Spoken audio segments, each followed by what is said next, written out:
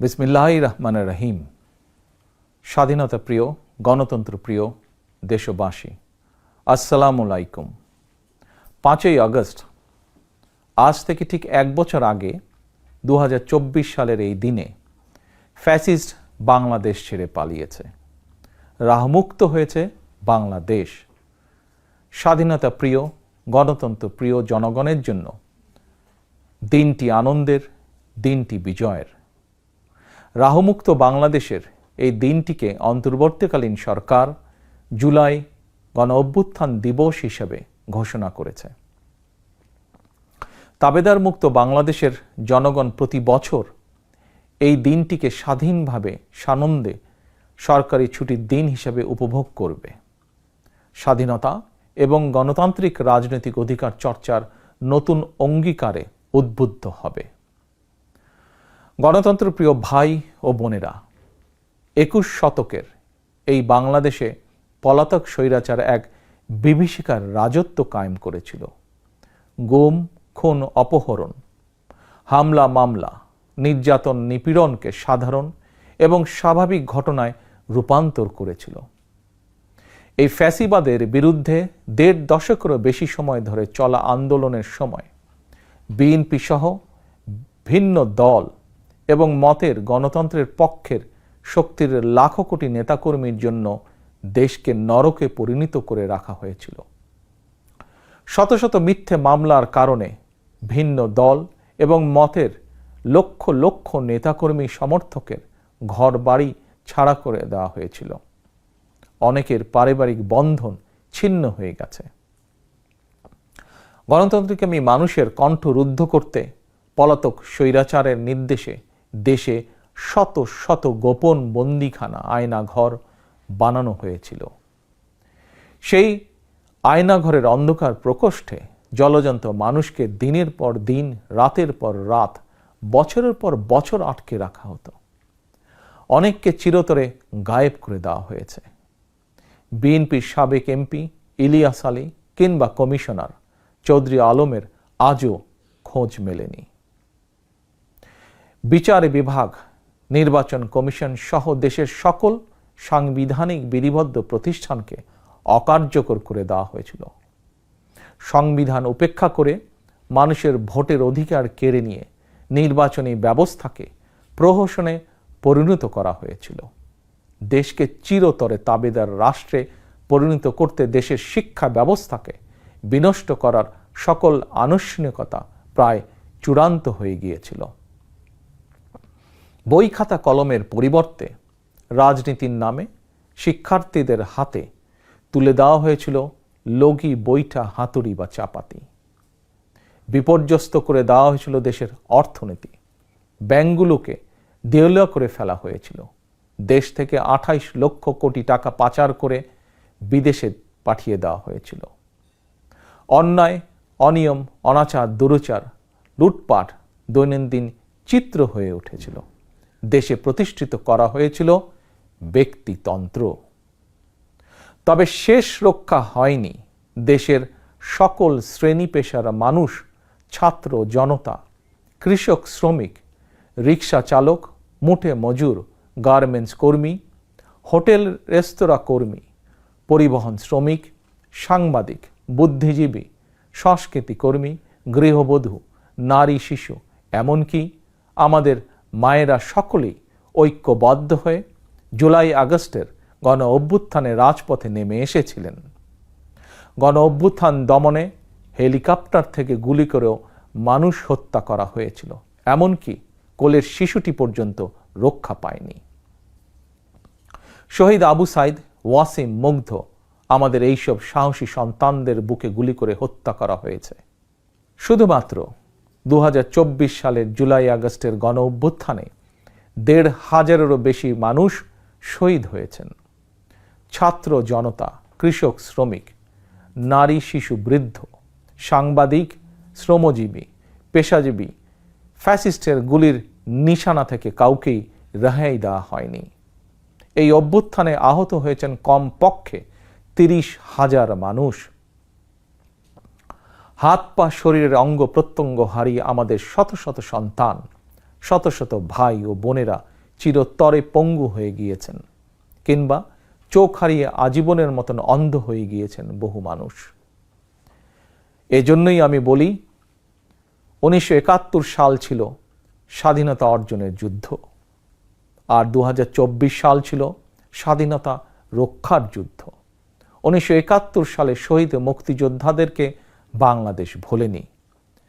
24-এর গণ অভ্যুত্থানের শহীদদেরকেও বাংলাদেশ ভুলবে না।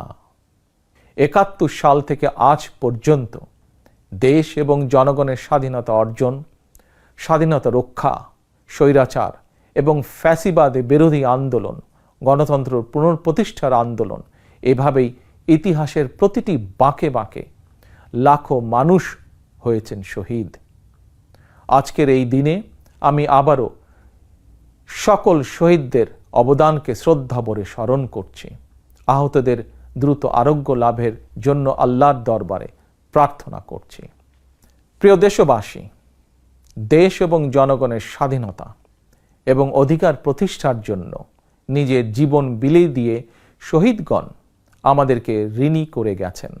এবার শহীদদের প্রতি আমাদের ঋণ পরিশোধের পালা। শহীদ পরিবারের কাছে সমগ্র বাংলাদেশ ঋণী। দেশে জনগণের রাজনৈতিক এবং অর্থনৈতিক ক্ষমতায়ন নিশ্চিত করে সাম্য, মানবিক মর্যাদা, সামাজিক সুবিচার প্রতিষ্ঠার মাধ্যমে একটি ইনসাফ ভিত্তিক গণতান্ত্রিক মানবিক বাংলাদেশ গঠনের মাধ্যমেই আমরা শহীদদের প্রতি ঋণ পরিশোধ করতে পারি।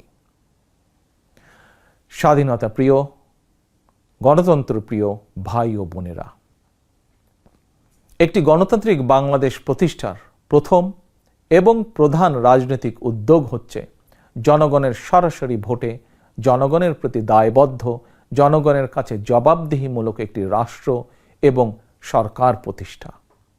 জনগণের কাছে দায়বদ্ধ একটি সরকার প্রতিষ্ঠার জন্য বর্তমান অন্তর্বর্তীকালীন সরকার কাজ করছে। প্রিয় ভাই বোনেরা, বিগত 1.5 দশকের ফ্যাসিবাদী আন্দোলনের সঙ্গে স্বাধীনতা পরবর্তী 3-3.5 বছরের সময়কাল ছাড়া আর কোনো শাসনামলের তুলনা চলে না। সুতরাং আমি সবাইকে বিনীতভাবে আহ্বান জানাবো, হিটলারের নাৎসিবাদ সম্পর্কে যেমন কেউ গৌরব করে না, পলাতক ফ্যাসিস্ট এর শাসনকাল নিয়েও গৌরব করার কিছুই নেই। ডাকাতি করে কিছু সম্পদ চ্যারিটি করলেও জনগণের চোখে ডাকাত যেমন গ্রহণযোগ্য নয়, তেমনি অন্তর্বর্তীকালীন সরকারের ব্যর্থতা খুঁজতে গিয়ে কৌশলে পলাতক ফ্যাসিস্টদের পক্ষে সাফাই গাওয়াও তেমন গ্রহণযোগ্য হতে পারে না। যারা কৌশলে ফ্যাসিবাদী শাসনের সঙ্গে বর্তমান অন্তর্বর্তীকালীন সরকারের তুলনা করতে চান, তাদেরকে স্মরণ করে দিয়ে বলতে চাই, 5ই আগস্ট বাংলাদেশে যা ঘটেছে এটি শুধু বাংলাদেশ নয়, বিশ্বের ইতিহাসেও মনে হয় নজিরবিহীন। 5ই আগস্ট গণভবন ছেড়ে ফ্যাসিস্ট পালিয়েছে। সংসদ ভবন রেখে তথাকথিত সাংসদ পালিয়েছে। আদালত ছেড়ে প্রধান বিচারপতি পালিয়েছে। বায়তুল মোকাররম ছেড়ে প্রধান খতিব পালিয়েছে। ক্যাবিনেট ছেড়ে মন্ত্রীরা পালিয়েছে। ফ্যাসিস্টের দোসররা গা ঢাকা দিয়েছে। তবে উদ্বেগের বিষয় হচ্ছে, পলাতক এই ফ্যাসিস্টের চক্রের মনে এখনো কোনো অনুতাপ, অনুশোচনা নেই। প্রিয় ভাই ও বোনেরা, হাজারো শহীদের রক্ত স্নাত রাজপথে ফ্যাসিবাদ বিরোধী অভূতপূর্ব জাতীয় ঐক্য গড়ে উঠেছে। বাংলাদেশে আর কখনোই ফ্যাসিবাদ কায়েম হবে না ইনশাআল্লাহ। কাউকে গণতন্ত্র হত্যা করার সুযোগ দেওয়া হবে না। বাংলাদেশকে আর কখনোই তাবেদার রাষ্ট্রে পরিণত করতে দেওয়া হবে না ইনশাআল্লাহ। আমি মনে করি এসব প্রশ্নে জাতীয় ঐক্য বহাল আছে, থাকবে ইনশাআল্লাহ। ফ্যাসিবাদ মুক্ত বাংলাদেশে যার যার দলীয় আদর্শ এবং লক্ষ্য বাস্তবায়নের ক্ষেত্রে রাজনৈতিক দলগুলোর মধ্যে ইস্যুভিত্তিক ভিন্ন মত থাকবে। এটি বিরোধ নয়, বরং ভিন্ন মত। এটি গণতন্ত্রের সৌন্দর্য। তবে ভিন্ন মত কিংবা বিরোধের মাত্রা যেন ফ্যাসিবাদ, উগ্রবাদ, চরমপন্থার উত্থান কিংবা পুনর্বাসনের কারণ না হয়ে দাঁড়ায়, সে ব্যাপারে প্রতিটি রাজনৈতিক দল এবং গণতান্ত্রিকামী জনগণের প্রতি সতর্ক থাকার জন্য বিনীত আহ্বান জানাই। আমি মনে করি প্রতিটি রাজনৈতিক দল যার যার দলীয় কর্মসূচি কিংবা এজেন্ডা নিয়ে জনগণের আদালতে যাবেন। জনগণ কোনটি গ্রহণ করবেন কিংবা কোনটি বর্জন করবেন এটি সম্পূর্ণ জনগণের এখতিয়ার। এভাবেই প্রতিদিনের রাজনৈতিক চর্চার মধ্য দিয়ে রাষ্ট্র জনগণকে শক্তিশালী করে তুলতে হবে। প্রিয় ভাই ও বোনেরা, স্থানীয় সরকার থেকে আরম্ভ করে জাতীয় সংসদ পর্যন্ত প্রতিটি স্তরে জনগণ যখন সরাসরি নিজের পছন্দের প্রার্থীকে নিজের ভোট প্রয়োগ করে প্রতিনিধি নির্বাচন না করবে, সরকার গঠন কিংবা সরকার পরিবর্তনের ক্ষমতা অর্জন করতে না পারবে, ততদিন পর্যন্ত রাষ্ট্র এবং সরকারে জনগণের ক্ষমতা প্রতিষ্ঠিত হবে না।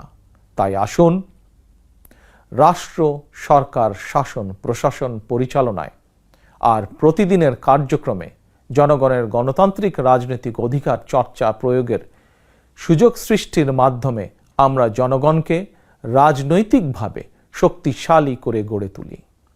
জনগণকে শক্তিশালী করে তুলতে না পারলে শেষ পর্যন্ত কোনো কিছুই শক্তিশালী এবং টেকসই হবে না। প্রিয় দেশবাসী, 2024 সালের 5ই আগস্ট বাংলাদেশের ইতিহাসের ঘৃণ্যতম ফ্যাসিস্ট পালিয়ে যাওয়ার পরপরই বীর জনতার উদ্দেশ্যে দেওয়া এক অভিনন্দন বার্তায় আমি বলেছিলাম, বিজয়ের কাছে পরাজিতরা নিরাপদ থাকলে বিজয়ের আনন্দ মহিমান্বিত হয়। সেটি পুনরায় স্মরণ করিয়ে দিয়ে দেশের গণতান্ত্রিকামী জনগণের প্রতি আমার আহ্বান, কেউ আইন নিজের হাতে তুলে নেবেন না, মব ভায়োলেন্সকে উৎসাহিত করবেন না, নারীর প্রতি সহিংস আচরণ করবেন না, অন্যের স্বাধীনতার প্রতি শ্রদ্ধাশীল থাকুন। একজন মায়ের চোখে বাংলাদেশ যেমন, আমরা তেমন একটি বাংলাদেশ গড়তে চাই যেখানে দল, মত, ধর্ম, বর্ণ নির্বিশেষে বিশ্বাসী, অবিশ্বাসী, সংশয়বাদী প্রতিটি সন্তান, প্রতিটি মানুষ নিরাপদে থাকবে। আজ এবং আগামীর প্রতিটি 5ই আগস্ট হয়ে উঠুক গণতন্ত্র, সুশাসন প্রতিষ্ঠা আর মানবিক মানুষ হয়ে ওঠার অঙ্গীকারের দিন। এই সুমহান অঙ্গীকার বাস্তবায়নের দীর্ঘ যাত্রায় আমি এবং আমার দল বিএনপি দেশের সকল গণতান্ত্রিকামী জনগণের সমর্থন এবং সহযোগিতা আশা করছি। আল্লাহ হাফেজ। বাংলাদেশ জিন্দাবাদ। বাংলাদেশ জাতীয়তাবাদী দল জিন্দাবাদ।